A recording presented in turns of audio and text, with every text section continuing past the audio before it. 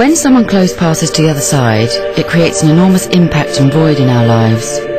This is a story about my own personal journey through that grief. Here is the grave of my sister Claire. The impact of her loss made me want to do something to help me understand what happens when we eventually go.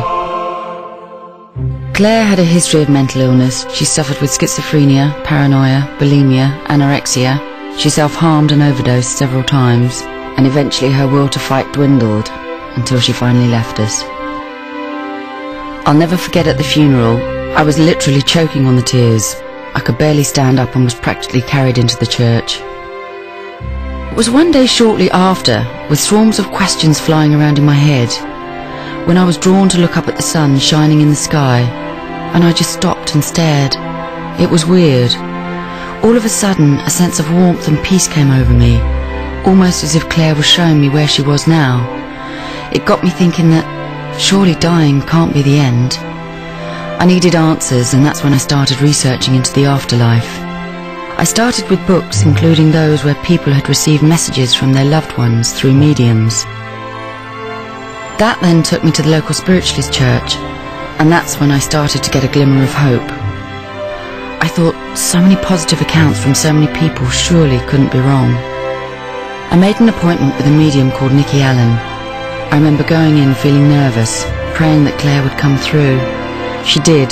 Nikki first saw her with a pair of scissors and clumps of her hair. I could relate to that, as Claire would often cut chunks off of her hair in anger.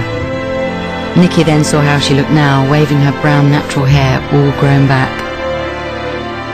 Nikki also revealed the secret only Claire and I had known, matches being struck. This was when I nearly set fire to the loft stairs and Claire promised not to tell Mum. She also gave me names of people close, so I knew it was her. Since then, Claire has come through to me through various mediums. Each session, I hear how Claire has grown happier. She showed me she was with Grandma too. She was stroking her face. It's great knowing they're together. She also mentioned something I had been doing recently, proving she's never far away. As a result of my experiences, I can wholeheartedly say that I now believe there is definitely life after death, and what we have here on earth is just a fraction of a much bigger picture. Of course we'd love Claire back here with us with all our hearts, but why bring her back to the way she was?